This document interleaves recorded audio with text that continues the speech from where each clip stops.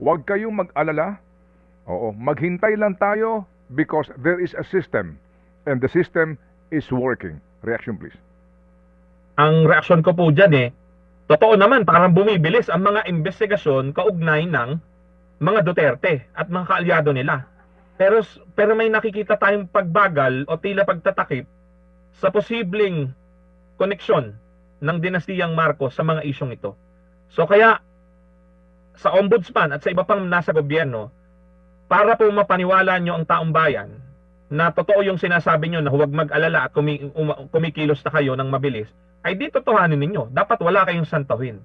Ulitin natin, lahat ng sangkot dapat managot, kahit sino pang dynasty. Huwag kayong mamili ng kaaway lang na dinastiya. Lahat ng dinastiya, kahit kaalyado nyo, kailangan huwag santuhin sa investigasyon. Di ba kahapon na, meron na namang concerned citizens letter ni John Santander, binabanggit yung posibleng koneksyon ni First Lady Lisa Araneta at ni Maynard Ngu.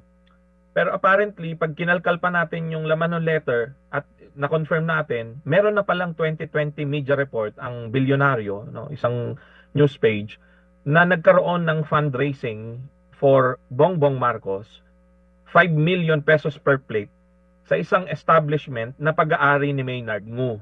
Ngayon, syempre sasabihin ng iba, noong 2022 pa yan Pero yun nga di ba? So ngayon, may mga sumusulpot na bago. 2022 pala, parang may mako-connect the dots na tayo dito.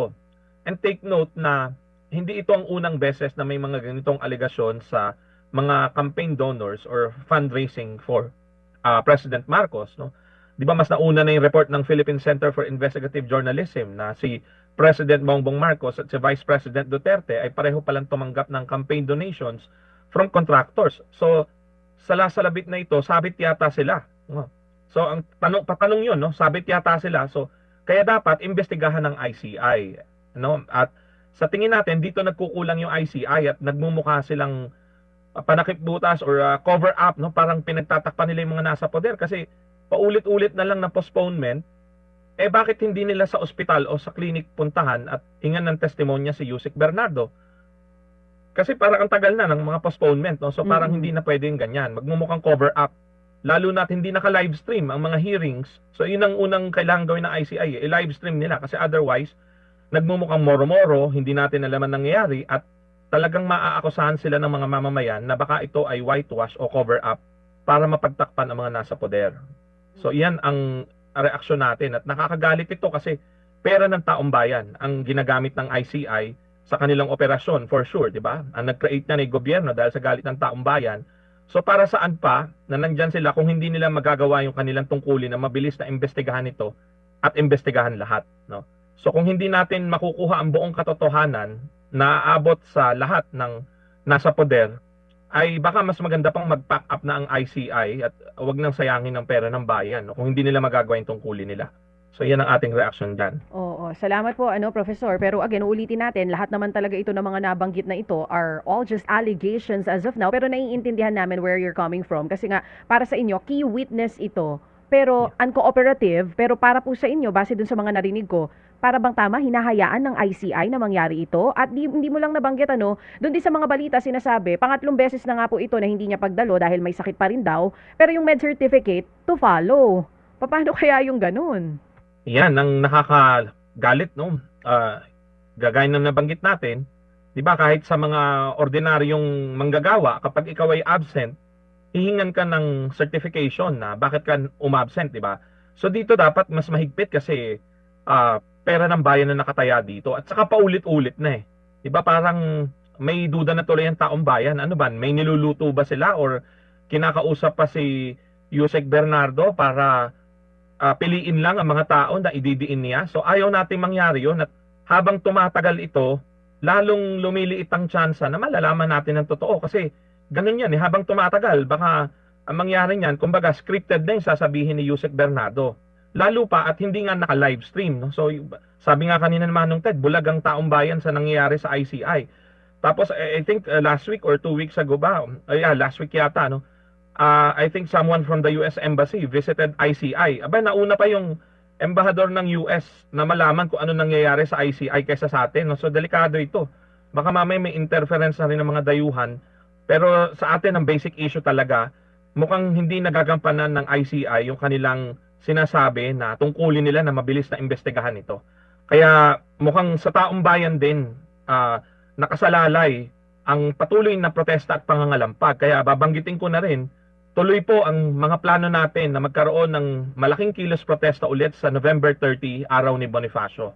Na nag-uusap-usap na po ang iba't ibang grupo kaugnay nito. Kaya sasamantalahin ko na rin ang pagkakataon para imbitahan ng mga nanonood, mga kababayan natin sa buong Pilipinas. Magsagawa po tayo ng mga aksyon sa November 30. Kung hindi tayo makakapunta dito sa mga aksyon sa Metro Manila, sa ating mga lugar magsagawa tayo. Kahit sa bahay, pwede tayong magsagawa ng sariling aksyon na pakikisimpatya sa nangyayaring ito, no? So pagbibigay diin sa laban natin sa korupsyon, no? Sa November 30, araw ni Bonifacio, and holiday naman. So sana mas maraming kababayan tayo ang makapunta. Oo, mamaya puntahan ulit natin yung iba pang mga detalye, no, sa gagawin nga po malakihang protesta sa November 30. Pero narinig na namin yung reaksyon ninyo dito sa 3 beses na pag-postpone ni Yusek Bernardo dun sa hearing nga sa ICI. Ano naman ang reaksyon ninyo dito sa naging request ni dating Speaker Martin Romualdez na ipagpaliban din yung hearing dahil naman yung sa kanya naman sa huling balita, medical procedure. Ano naman pong reaksyon nyo doon? Siyempre, kung talagang may medical procedure, ay wala tayong magagawa, mapopostpone. Pero siguro ang minimum na hinihingi natin, ipakita nila yung certification ng kanilang doktor para alam rin ng taong bayan. Kasi si former Speaker Romualdez, public figure din siya, no? So may karapatan din ng taong bayan na malaman ng tungkol sa kanyang kalusugan, lalo na kasama siya sa resource person, so iniimbestigahan ng ICI. So sana maging 100% transparent sila sa ano talaga yung nangyayari sa kanilang kalusugan. At saka magbigay sila ng klarong timetable kailan sila sasalang. At sana pag sumalang sila sa investigasyon or sa hearing, naririnig at napapanood ng taong bayan. Actually, ito ay para rin sa kanila ng mga resource person. Alam niyo maganda pag naka-livestream.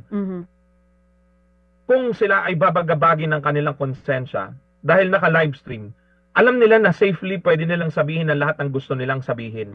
At hindi sila mapagbabantaan ng sinuman. At pagbantaan man sila ng sinuman, maaring mabigyan sila ng proteksyon ng mamamayan kasi kung sasabihin nila ang buong katotohanan na naka-livestream, malalaman ng taong bayan sino ba talagang may kagagawan dito at sino ang nadawit lang at sino ang nagamit lang.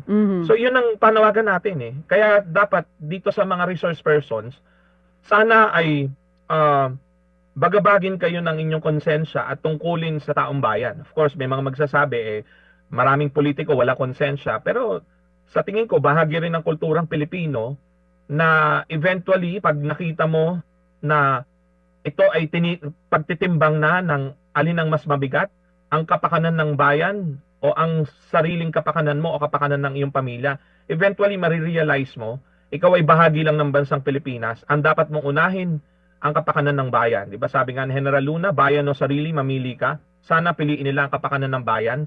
Isiwalat nila ang buong katotohanan, sino man ang tamaan. Yun ang hinihiling natin sa mga resource persons at sa mga posibleng resource persons na sa ngayon ay hindi pa lumalantad. Kasi sa nakikita natin, sa lawak at lalim ng issue, di ba, mukhang maraming senador at kongresista ang sangkot. May ebidensya na para doon. Batay sa mga lumilitaw pang sulat, mga concerned citizens letter na may mga evidence din at mga larawan, mukhang hanggang palasyo ang patutunguhan nito. Ngayon, anong dapat gawin ng mga nakakaalam? Lumantad na sila ngayon. Isipin nila ang kapakanan ng bayan. Kasi sa ganitong kalaking mga krimen at pandarambong sa pera ng bayan, hindi ka panipaniwala na 1 o 2 tao lang ang nakakaalam. Napakaraming nagsabwatan dito para mangyari. Kaya sana itong mga nakakaalam, isiwalat na nila ang buong katotohanan bago pa mahuli ang lahat. No? Ngayon ang panahon para lumantad na sila at sabihin ang kanilang nalalaman. At kung gusto nila na mapatawad sila ng bayan, iyon lang ang unang hakbang. Kailangan muna ng hustisya at para magkaroon ng hustisya, isawalat nila ang buong katotohanan. Professor, may nabanggit kayo, no? Narinig na rin namin yung panawagan ninyo sa ICI. Resource person na hanggang ngayon hindi pa lumalantad. Sino po ba sa inyong grupo ang gusto ninyo na ipatawag pa ng ICI na hanggang na para sa inyo, isa ito sa key witness dito sa issue ng flood control, pero hanggang ngayon hindi pa rin na ipapatawag aside dun sa mga nauna na napatawag ng ICI? Sa tingin natin, no, yung binabanggit kahapon ng letter ni John Santander, no, may sapat na proof para ipatawag si Maynard Ngu. Kasi ulitin natin, 2022 pa lang, ay nababanggit na yung pangalan niya related sa mga Marcos. So dapat at the very least, imbitahan. Sige, di ba sabi nila, walang power ang ICI na magpatawag talaga, hihilingin lang nila. Di subukan nila. No? Sabi nga nila, hindi naman nakatelevise ang hearing, so wala pa rin ma-violate na privacy or whatsoever. At uulitin natin yung lagi rin nilang ginagamit sa mga kritiko ng gobyerno. Kung walang itinatago, ay bakit sila matatakot na humarap sa ICI? O kaya kung ayaw nilang humarap, kung hindi nila mapaharap, hingan nila ng sinumpaang salaysay. So yan ang ilan sa mga pwede. At bukod dito, sa tingin ko, ang mga tao na pwede pang ipatawag ng ICI, lahat din ng mga senador at kongresista na nabanggit na mga naunang ipinatawag. Lahat ng sinasabi na tumanggap ng kickback, lahat ng sinasabi na malaon ay maaaring i-freeze yung assets dahil sa konektado sila sa mga nangyayari, dapat pinapatawag na yan ng ICI. No? At ulitin natin, sana naka-live. At the very least, yun, yung mga senador at kongresista na nabanggit yung pangalan, kailangan silang magpaliwanag sa ICI. I think kailangan bulat-latin na rin ng ICI yung tungkol sa mga campaign donations ng mga contractor sa mga kandidato. Kahapon or 2 days ago, ang COMELEC, in fairness, ay nagsabi na marami pa silang nakalkal na tungkol dito. No? Apparently, maraming kandidato pala sa national level, pati sa party list, ang tumatanggap from contractors ng donations. So, interesado tayo sa sinasabi ng COMELEC. At sa tingin ko, kailangan ng ICI, ipatawag rin nila isa-isa yung mga contractors na yon at yung mga senador at kongresista na nasa listahan ng COMELEC. Kaya related na panawagan sa COMELEC, ilabas na nila as soon as possible yung listahan na yan. Ang sinasabi kasi nila, i-confirm pa raw ng DPWH. Sa tingin ko, kahit ang COMELEC, kaya na nila i-confirm yun kasi nasa publiko naman ng datos sa database ng mga contractors ng DPWH. So basta may isang kontrata sa gobyerno, noon o ngayon, past or present contracts, contractor yan ng gobyerno. So dapat, ilagay na nila yung sa listahan at isa publiko nila. No, kasi lahat yan nagko-connecta sa isa't isa eh. Nagbibigay ng campaign fund sa mga contractors, di eventually pag nanalo tong mga politikong to, itong mga contractors na to namumunini na nakikinabang ng malaki sa mga kontrata.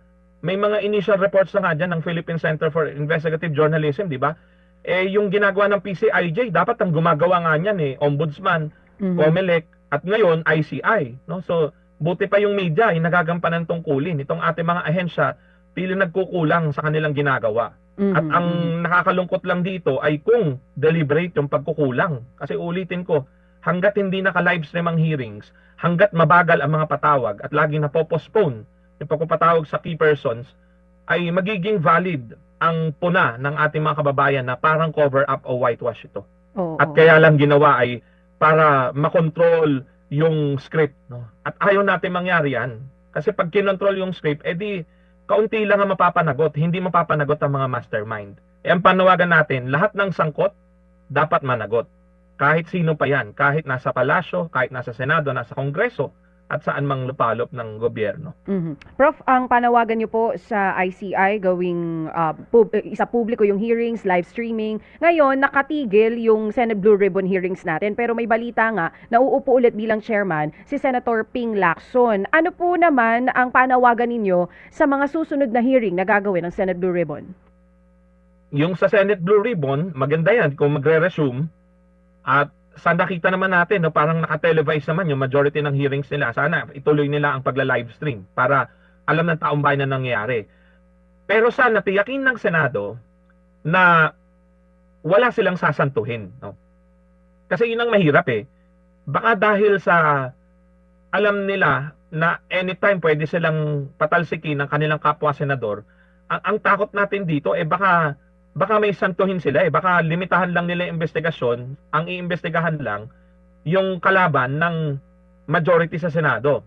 At yung mga kasama sa majority sa Senado na very mixed group ay baka hindi masama sa investigasyon. So ang panawagan natin kay Senator Ping Lacson ay walk the talk. Yan naman ang sinasabi niya, di ba? Stop kurakot, huwag matakot. Dati pa niyang tagline yan. Ituloy natin yan, no? So kahit sino ang madamay, gawin niya ang investigasyon. At ganun din ang panawagan natin sa Kongreso, kung magsasagawa sila ng bukod na investigasyon, ganun din. Huwag naman maging self-serving na baka ang gawin ng Kongreso ay mga senador lang ang imbestigahan, tapos ang Senado naman, mga kongresista lang ang imbestigahan. Magmumukhang moro-moro, magmumukhang palabas ang lahat.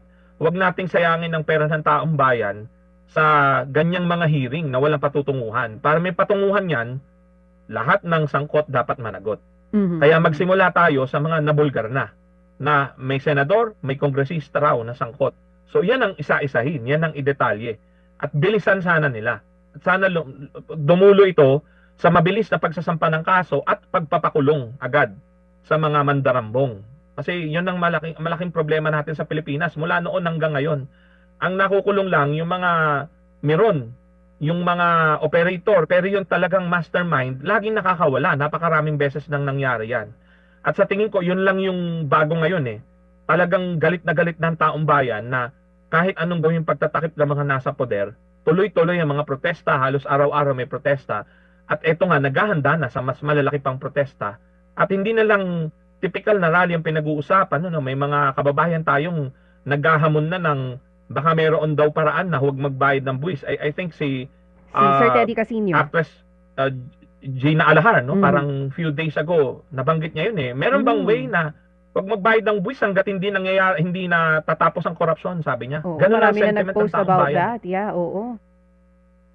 Since nabanggit niyo po yan, Prof, sorry, balikan ko lang yung tungkol, mamaya puntahan po natin yan, yung mga panawagan na hindi na lang basta kilos protesta o rally ang kailangan sa nangyayari ngayon. Sa pagbabalik ni Senator Ping Lacson bilang chairman ng Senate Blue Ribbon Committee, sinasabi niyo umaasa kayo na tiyakin na walang sasantuhin. Lahat dapat mapanagot kahit nasaan pa yan. Sa tingin niyo po kayang gawin ito ni Senator Ping doon sa magiging investigasyon na gagawin niya? With his track record, of course. To be fair with Senator Lacson, sa pagkakaalam ko, never siyang tumanggap ng pork barrel mula noon hanggang ngayon, no, sa pagkakaalam natin. So kung track record yung pag-uusapan, may sapat na tapang si Senator Ping para gawin yon. So hamon natin, no, challenge sa kanya na ipagpatuloy niya yan. Sa tingin ko, nasa panahon na siya ng legacy building. So, walk the talk. Kung ano yung pinangako niya, tuparin niya. At obligasyon naman talaga nila sa taong bayan yan, di ba? Na walang santuhin sa mga investigasyon kasi tayo ang nagpapasweldo sa kanila. Yung buwis ng taong bayan ang ginagamit sa operasyon ng Senado. So, kailangan ang Senado ang iniisip kapakanan ng bayan, kahit sino pa ang tamaan. Kahit na magdelikado ang posisyon niya, no, bilang Senate Blue Ribbon Committee Chair, no. Huwag siyang matakot dapat. Kasi sa tingin ko, ang taong bayan na nagmamasid ay yun din ang gusto mangyari, na walang santuhin ang mga investigasyon. So, pumanig siya dapat sa taong bayan. Yun ang hamon natin sa kanya at sa iba pang mga senador at kongresista. Sila ang magpapasya niyan eh. Since napag-uusapan na natin ng mga senador natin, nitong nakaraan naglabas din ng statement ang Secretary General tungkol naman dito sa patakaran sa SALN ng mga senador natin. Doon po sa statement na inilabas, SALN summaries lang yung ilalabas. SALN summaries ng mga senador lang ang ilalabas. Kung gusto ng mas detailed, meron pa pong mga pagdadaanan na proseso. Nabasa nyo na po ba yon, Professor? Ang una kong nabasa yung kay Ombudsman Remulla, no? May mga requirements na inalis. Kagaya nung hindi na kailangang pumayag muna yung politikong hihingan mo ng SALN. Ngayon, automatic na. So, kailangan mo mag-file ng form, tapos 2 valid IDs, tapos may babayaran ka. So, sa tingin natin, very limiting pa rin yun. Kasi, di ba, malalaman nung politiko na nag-request ka ng SALN niya, may 2 pang ID. Samantalang yung address ng politiko, i-blur, hindi isasama. Tama naman for privacy. Pero ikaw na nag-request, malalaman nila yung impormasyon mo dahil nag-submit kang 2 ID. So, delikado yun. No? Sa tingin ko ay parang maaring masabing malilimitahan na magre-request ng SALN pa rin. At saka may bayad. So, dapat wala ng bayad. Kung ang tatanungin, kagaya ng sinasabi ng iba, alam nyo, napakadaling solusyon dito. I-scan nila lahat yan, naka-blur yung personal information, i-upload online. Walang masyadong gastos dyan.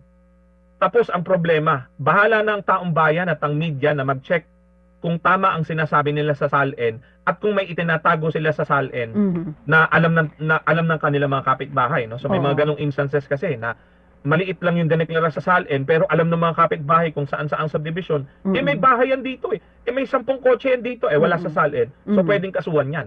So mga mamamayan ang gagawa nun kung naka-upload online ang mga SALN. Pwede nilang gawin yan eh. Iyon ang dapat nilang gawin kung talagang gusto nila ng pagbabago. Oo. Yung gusto naman ng mga senador, we appreciate that na at least improvement na, no? Maglalabas sila ng summary. Pero kulang yan eh. Ano makikita sa summary? Baka mamayang nasa summary, yung total assets lang nila and liabilities. Pero walang detalye.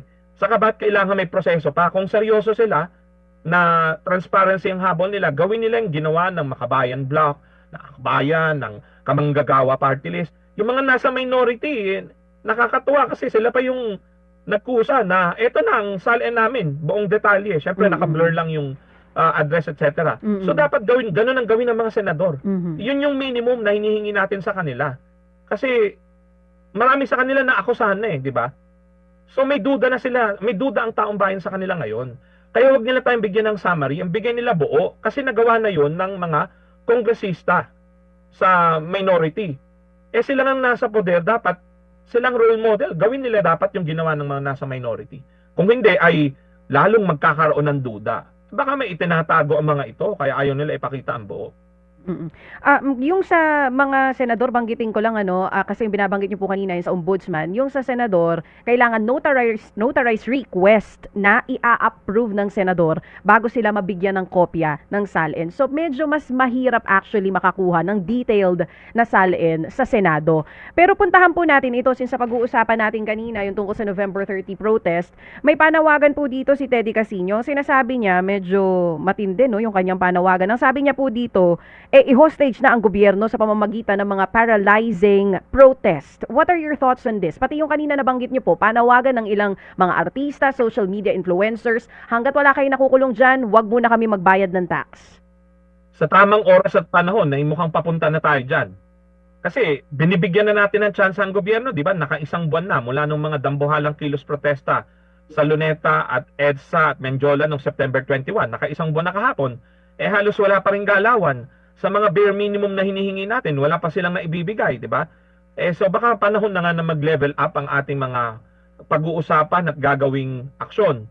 Siyempre, ang panawagan ko dyan, ano man nang gusto nating gawin, mas magandang gawin ng sama-sama para tiyakin na magiging matagumpay, no? Yung tungkol sa buwis, sa totoo lang, yan ang sentimiento ng maraming manggagawa, profesional na nagtatrabaho, no? Ang mga kapwa-guro ko talagang every payday. Sa tuwing nakikita namin ng payslip, parang gusto na namin puniting malasedula at sabihin na mag-aklas na tayo. Kasi talagang harap-harapan ng pangloloko nila sa atin, di ba? Ang laki-laki ng ninanakaw nila, ang mga payslip natin, maliit na lang natatanggap natin kasi sobrang laki ng kinukuha nilang tax.